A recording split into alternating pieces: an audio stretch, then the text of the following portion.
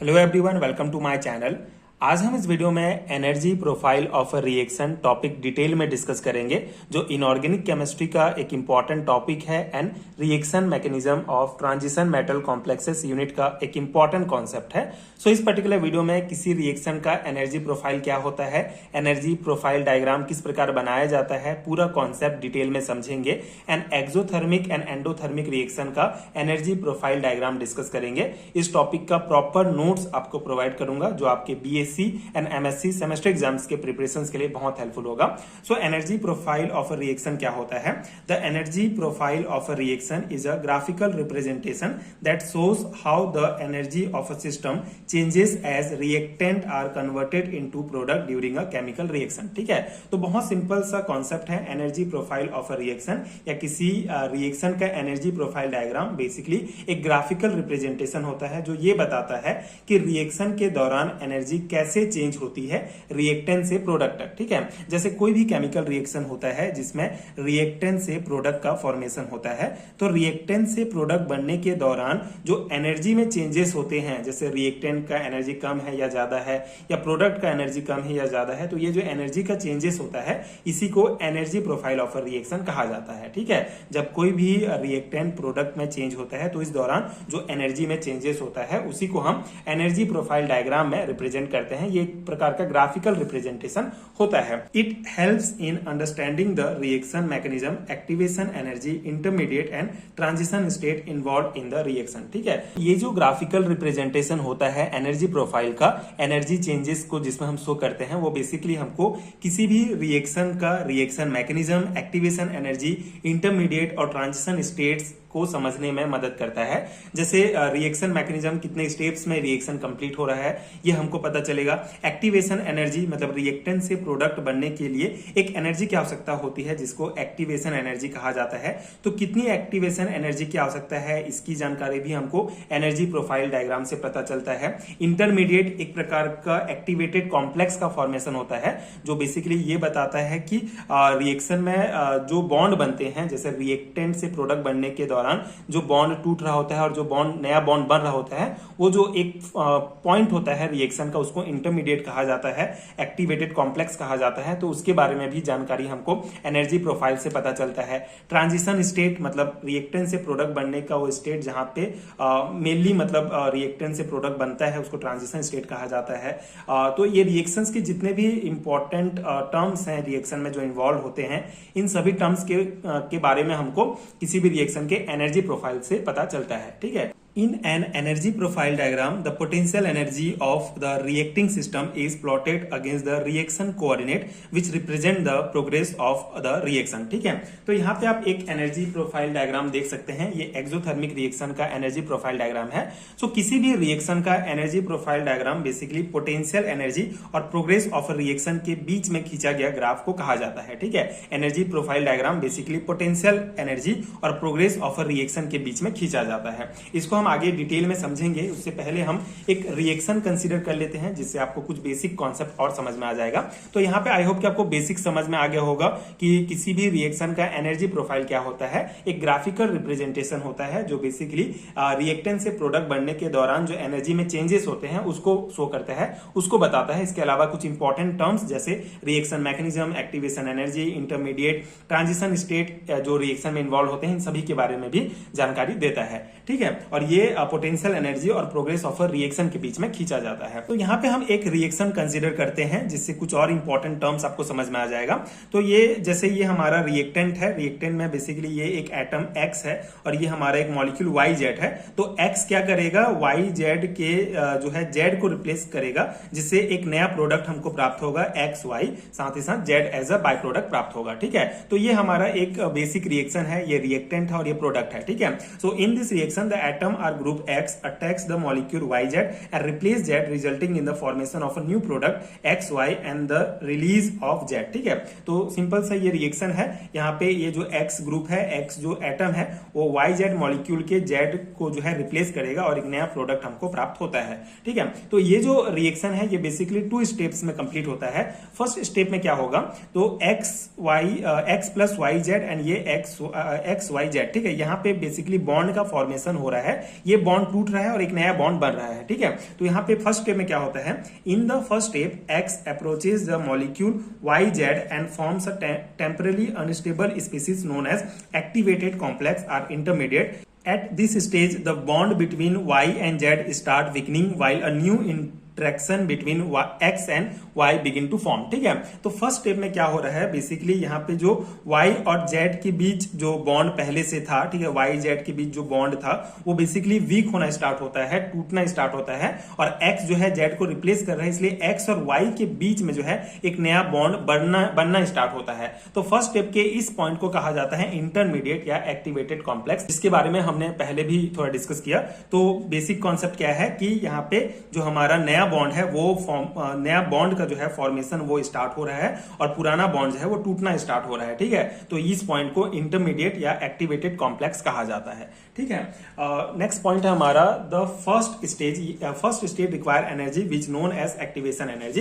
तो ये जो फर्स्ट स्टेट है जहां पे पुराना बॉन्ड टूट रहा है, नया बॉन्ड बन रहा है, इसको एक एनर्जी की आवश्यकता होती है जिससे ये पूरा इंटरमीडिएट का फॉर्मेशन होता है, इसको कहा जाता है एक्टिवेशन एनर्जी, ठीक है। जो एनर्जी आवश्यकता होती है जिससे हमारा रिएक्टेंट से प्रोडक्ट बनने का प्रोसेस होता है, उसको एक्टिवेशन एनर्जी कहा जाता है, ठीक है। सेकेंड स्टेप में क्या होगा इस रिएक्शन में, X Y Z equal to X Y plus Z, ठीक है। तो नया बॉन्ड का फॉर्मेशन हो जाता है यहाँ पर। In the second step the bond between X and Y become completely form while the bond between Y and Z break completely as a result the final product X Y and Z are form, ठीक है।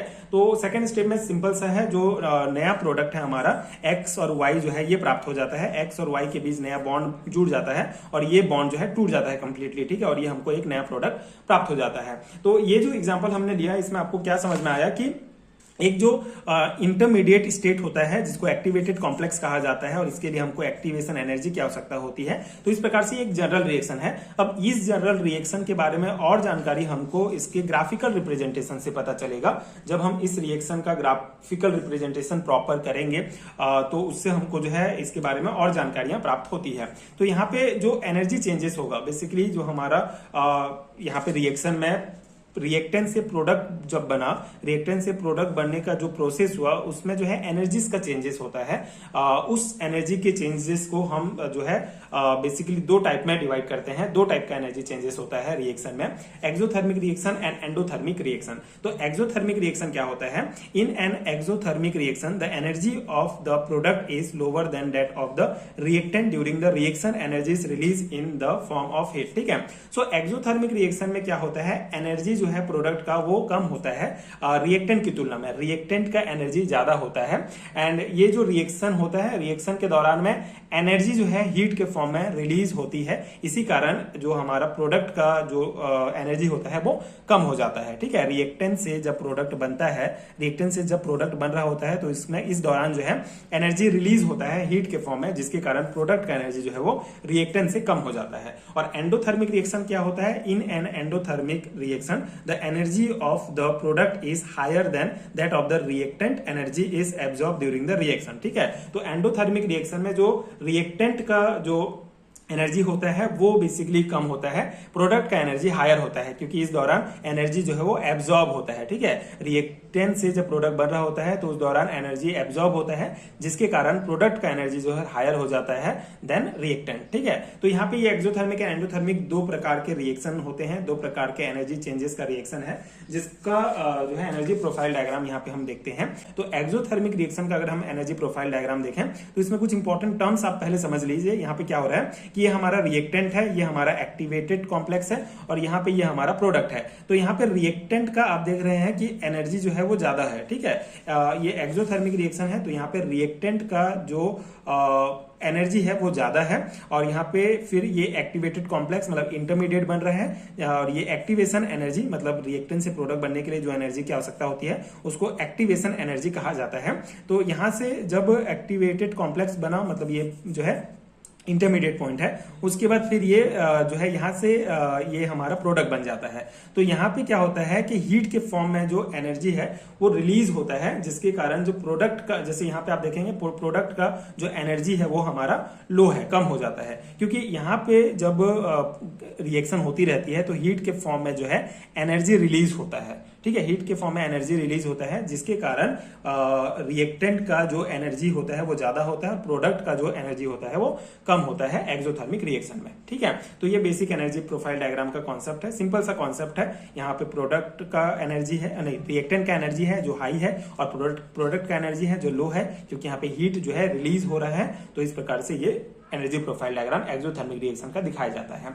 Endothermic reaction का अगर हम energy profile diagram देखें तो यहाँ पे आप देख सकते हैं जो हमारा रिएक्टेंट है, जो रिएक्टेंट का एनर्जी है यहाँ पर वो बहुत कम है, ठीक है, लो है।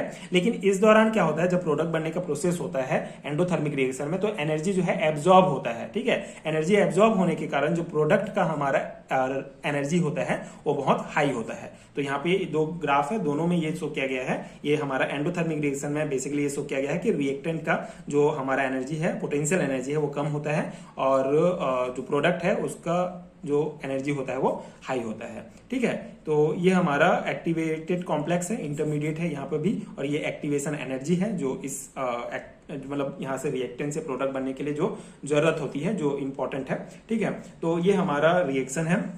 आई होप कि आपको समझ में आ गया होगा। ये एनर्जी प्रोफाइल डायग्राम ज्यादा कुछ नहीं है, बस यहाँ पे किसका एनर्जी ज्यादा है किसका कम है उसको शो किया गया है। तो ये प्रोग्रेस ऑफ रिएक्शन है। रिएक्शन का जब प्रोग्रेस हो रहा है तो ये पहला स्टेप है जहाँ पे इंटरमीडिएट बन रहा है, फिर सेकंड स्टेप में जो है हमारा ये प्रोडक्ट बन रहा है। तो यहाँ पे रिएक्टेंट का एनर्जी जो है वो हाई है और प्रोडक्ट का कम है, ये एक्सोथर्मिक रिएक्शन हो गया।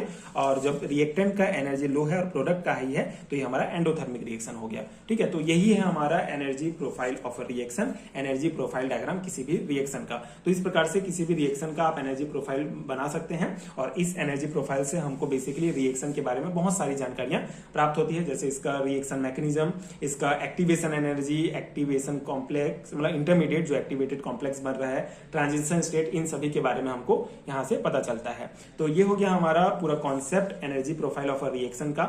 आई होप कि आपको समझ में आ गया होगा, ये नोट्स आपके एग्जाम प्रिपरेशन के लिए हेल्पफुल रहा होगा। स्पेशली ये टॉपिक आपको एमएससी सेकंड सेमेस्टर में देखने को मिलेगा। आप अपने सिलेबस के अकॉर्डिंग टॉपिक देख सकते हैं कौन से सिलेबस में ये टॉपिक आपका है। अगर आपको reaction mechanism of transition metal complexes unit का कंप्लीट हैंड रिटन नोट चाहिए, जिस पर्टिकुलर पीडीएफ में आपको ये सभी टॉपिक्स डिटेल में मिलेंगे, हर एक टॉपिक को डिटेल में एक्सप्लेन किया गया है नोट्स में।